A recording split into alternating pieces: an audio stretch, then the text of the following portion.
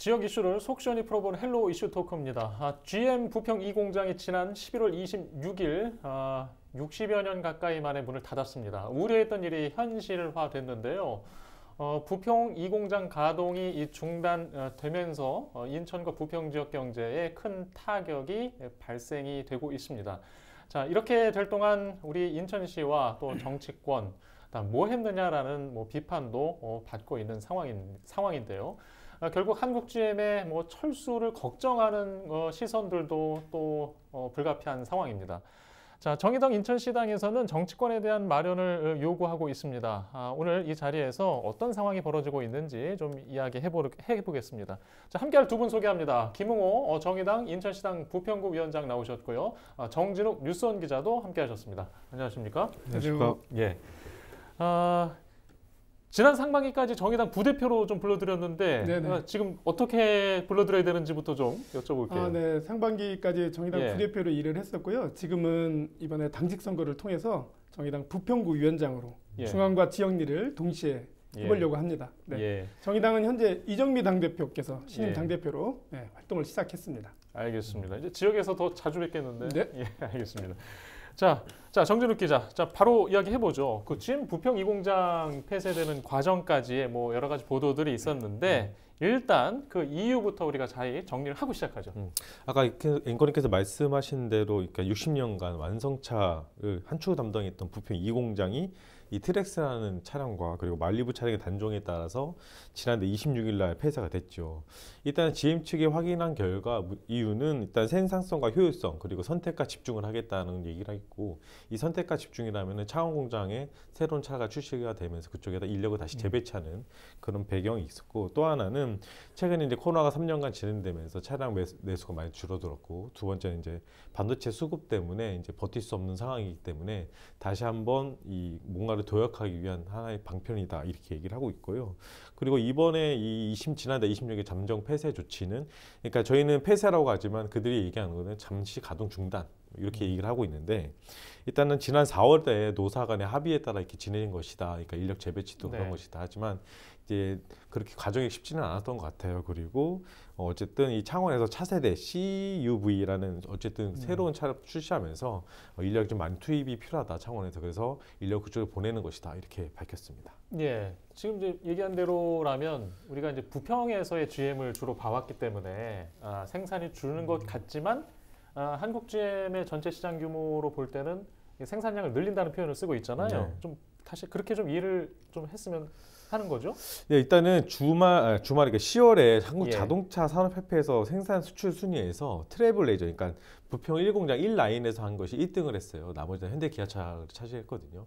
근데 GM 대우에서는 그 차종이 유일했으면 그만큼 수출이 잘 됐다는 뜻인데, 이런 것들을, 그러니까 이런 차를 다시 창원에서 만들겠다는 거예요. 그러다 보니까 어느 정도 이게 뭔가 도약을 하고 싶은 그런 계기인 것 같은데, 하지만 이 운영성, 그러니까 회사가 어느 정도 이익을 추구하는 곳이다 보니까 인력을 다시 재배치하는 상황. 그런데 이 부평 2 라인 같은 경우는 창원에서 만약에 예를 들어서 10만 대를 만들 수 있다면 여기는 거의 한 10분의 1 정도밖에 생산할 수 없는, 그러니까 시설이 많이 낙후됐다 이렇게 밝히고 있더라고요. 그래서 이 부분에 대해서 다시 한 번 더 고민을 많이 했고, 그리고 노조와 이렇게 협의를 통해서 하는데, 어쨌든 노조 입장에서는 이거를 실질적으로 이전하는 문제, 그러니까 가족들과 헤어질 수 있는 문제도 있고 아이들 교육 문제도 있지 않습니까? 이런 부분에 대해서 좀 더 협의가 필요할 것으로 보이고, 그리고 노조는 상당히 그것이 실제로 어려움이 따른 것으로 보이고 있고, 그리고 어쨌든 그리고 이 부평 이 1공장 그렇다고 해서 이 공장 라인을 그 공장, 큰 공장 안에 그러니까 연구소나 여러 가지가 있고 하는데 그거를 매각하는 계획은 전혀 없다. 그렇기 때문에 현재 잠시 가동 중단 상태인 것이 확실하게 맞다. 그리고 앞으로 이 라인을 어떻게 살릴 것인지 이 부분에 대해서는 모르기 때문에 아직까지 정해진 것은 없다 이렇게 밝히면서도 생산을 50만 대로 늘린다는 얘기를 했는데, 이 창원 공장 현재까지는 지난해 한 22만 대 이게 부평과 창원에서 이렇게 만들었다고 해요. 근데 이게 이제 트래블레이저, 그러니까 부평에서만 약 15만 대 이상을 만들었는데, 만약에 창원에서 이제 새로운 차가 되면 더블링이 될 것이다 해서 지금 내년도 전망을 50만 대로 측정하고 있습니다. 예. 근데 이게 어찌됐든 딱 놓고 봤을 땐 제가 좀 걱정하는 거는 회사 측 얘기대로 폐쇄라기보다는 생산 중단으로 표현하는 건 맞는 것 같아요. 그런데 문제는 이 생산 중단을 한 의도가 뭐냐라고 하는 게 되게 의심스럽고 걱정되는 대목인 것 같아요. 그러니까 그동안 GM에서 생산한 차들이 대부분 북미로 수출됐고 내수는 많지 않았거든요. 네. 그러면 이 공장 생산 중단 혹은 폐쇄가 갑자기 발생한 게 아니고 오래전에 생겼다고 하면 한국 GM 경영진 입장에서는 이와 관련된 대책 수립이 필요했던 거죠. 그런데 대책 수립을 하지 않고 좀 노후화된 측면도 있어서 잠시 잠정 중단한다? 그러면 잠시 잠정 중단하지 않는 대책들을 사실은 마련을 했어야 되는데 왜 이런 수순으로 가고 있는 거냐라고 하는 거에 대해서 대단히 걱정되기도 하고 의구심을 갖습니다. 예. 일단 우리는 또 인천과 또 인천에서 부평 공장의 생산이 일단 구조가 바뀌는 거기 때문에 좀 관계가 협력사까지 생각하면 좀 복잡하게 좀 뜯어볼 상황이 있습니다. 좀 계속 얘기하기로 하고요. 말씀하신 대로 좀 그런 의구심이 있는데 지금 해외로 또 생산 판매하는 뭐 여러 가지 관계에서 시각에서 보면 지금 한국 GM에서 지금 우리는 어떤 시각으로 봐야 될까요? 추가적으로? 일단 한국 GM이 과연 이 선택을 한 이유, 결과적으로는 글로벌 GM이, 본사가 글로벌 GM이 과연 세계적으로 차를 어떻게 생산할 거냐라고 하는 경영 전략 측면에서 이번 판단에 내려진 거다라고 보여집니다. 물론 글로벌 GM의 경우에는 북미를 비롯해서 미국을 비롯해서 세계 곳곳에 각 공장, 법인을 두고 그 공장에서 생산하는 차종들이 다 다르게 되어 있어요. 굳이 따지면 대한민국에 있는 여기 부평이나 창원 공장의 경우에는 글로벌 GM 입장에서는 소형 SUV, 트랙스를 비롯하는 소형 SUV를 아주 훌륭하게 생산해내는 그런 기능을 하는 한국 GM 법인이 되는 거죠. 소형 SUV를 잘 생산하고 있었던 거기에다 이제 1공장에서 트레이블레이저가 잘 생산되고 있는데 이 상황에서 이 공장을 중단시킨 이유가 뭐냐라고 하는 부분들이 대단히 물음표를 갖게 되는 부분들이 이제 갖게 되는 대목이 그런 지점이고요. 이 부분은 계속 좀 상황을 좀 비춰봐야 될 것 같아요. 50만 대를 앞으로 내연 기관을 가지고 있는 차들을 50만 대를 생산하겠다라고 입장을 밝히고 있는데 그 대목도 과연 그렇게 생산할 수 있는지. 그동안은 사실은 코로나 등 반도체 수급 문제 때문에 계속 생산량이 줄어온 건 사실이거든요. 그 측면에서 늘어나는 거지 과거에 더 많이 생산했을 때보다는 못 미치고 있는 그런 상황은 비교할 수 있겠죠. 네. 예. 지금 이제 우리가 이렇게 걱정하는 이유는 그 한국GM이 위기 때 이제 지난 2018년이죠. 산업은행으로부터 8천억 원의 어떤 공적 자금 지원도 받았고 지금 부평 이 공장을 뭐 그들 말대로 하면 잠정 중단 이후에 어떻게 하겠다는 방향 자체가 나오지 않고 있으니까 더 여러 가지 걱정을 하게 하고 있는 겁니다. 자, 노조와 이제 합의를 거쳐서 지금 창원과 부평 1공장으로 효율화를 하고 있는 건데 직원 이동도. 자, 그 과정도 좀 어떤 내용이었는지 간단히 좀 부탁을 드릴게요. 일단은 지금 노조와 합의를 한 거는 맞습니다. 노동조합과 합의를 해서 고용안정 특별위원회를 구성을 했고 그 안에서 논의를 했습니다. 이 공장에서는 1,200명가량이 근무를 하고 있었는데요. 그중에서 일단 500여 명은 1공장으로 보내고 680여 명, 700여 명이죠. 680여 명은 창원 공장으로 보내는 것으로 이렇게 합의를 했고 이와 관련해서 내려가시는 분들에 대해서는 주택 거주 문제라든지 교통비 문제라든지 이런 복지적 측면들을 지원을 하는 것으로 이렇게 합의를 했습니다. 그래서 신청자들을 받고 있는데 신청자들이 굉장히 낮은 거죠. 신청 비율이. 지금 680여 명 목표라고 하면 절반에도 턱없이 못 미친 것으로 알려지고 있습니다. 또 내에서는 일부 조합원들의 또 반발도 있는 것으로 보여지고요. 그래서 고육지책 혹은 차선책으로 파견 제도까지 노사 합의를 한 것 같아요. 그러니까 파견이라고 하는 거는 부평 공장에 적을 두고 창원으로 파견 갔다가 최대 2년까지 근무하고 다시 돌아오는 거기까지도 합의를 한 것 같아요. 일단은 그럼에도 불구하고 아무래도 여기에다 적을 두고 일을 하고 있었던 노동자들 입장에서는 지방으로 내려가는 것에 대한 불안감, 아까 기자님도 말씀하셨던 그런 측면들 때문에 신청자가 많지 않은 것으로 이게 앞으로 만일에 680여 명 중에 진짜로 뭐 300여 명 정도 수준에서 그친다고 그러면 아직도 한 400여 명을 더 모집해야 되는데 이게 잘 안 될 경우에는 이후 또 노사 갈등으로 남아있을 거라 이렇게 생각을 합니다. 예. 지금 현재 시점에 그 내부 상황이었고 지금 정규직 위주로 얘기를 하신 거잖아요. 그렇습니다. 지금 이제 협력업체 문제는 지금 지역 경제하고는 바로 직결되는 문제잖아요. 지금 남아있는 업체들이기 때문에 부품 업체들. 걱정하지 않을 수가 없어요. 어떤 상황입니까?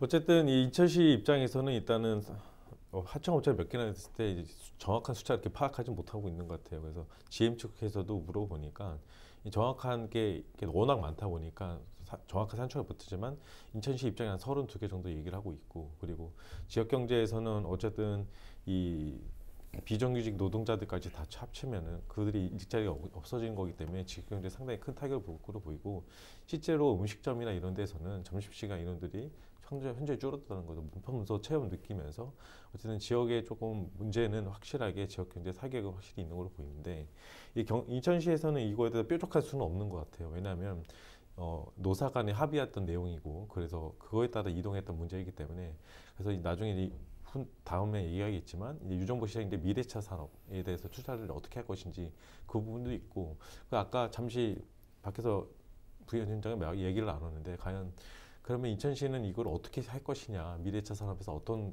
퀘스천 마크 지금 붙는 거죠. 그러니까 이곳에 집중을 할 것인지, 자동차 산업에 집중을 할 것이냐, 아니면 항공사업에 집중할 것인지, 그러니까 여러 가지에 일단 아젠다니까 어제도 그 청사진이 나와야 되는데 이 부분에 좀 답답한 거죠. 그러니까 지금 문은 닫은 상태인데 과연 어떻게 할 것인가.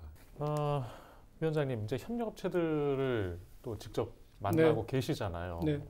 좀 체감을 어떻게 해야 하는 상황입니까?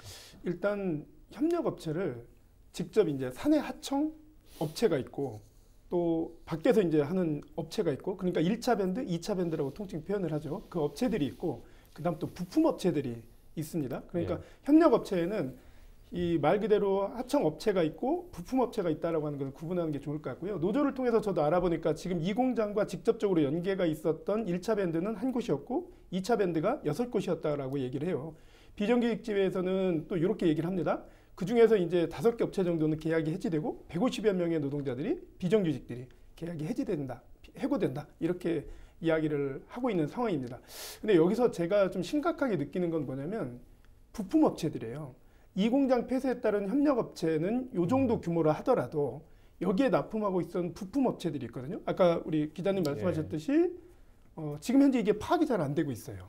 그런데 저희들이 제가 공단을 돌아다녔을 때 청천동의 부평공단에 SHCP라고 하는 부평 2공장에 부품을 납품하는 업체는 11월 26일이 공장 가동 중단인데 이미 9월 말에 문을 닫았어요. 라인을 이미 철거를 하면서 노동자들이 지금 고용 문제가 아주 심각하게 발생을 했죠. 그리고 다른 부품업체들도 제가 전화로 확인했을 때는 그동안 어떻게 했냐면 전부 다 휴업수당, 정부 지원을 받고 있는 휴업수당으로 근근히 유지를 하고 있었어요. 그랬다가 지금에는 이제 다 연차를 쓰라고 회사에서 다 얘기를 하고 있는 거죠. 그러다가 지금은 이제 쓸 수 있는 카드는 무급휴직이에요. 무급휴직을 장기간 들어갈 수밖에 없는 그런 상황에 놓이게 되고, 이런 상황은 공장 문을 닫게 되는 수순으로 가게 된다는 거죠.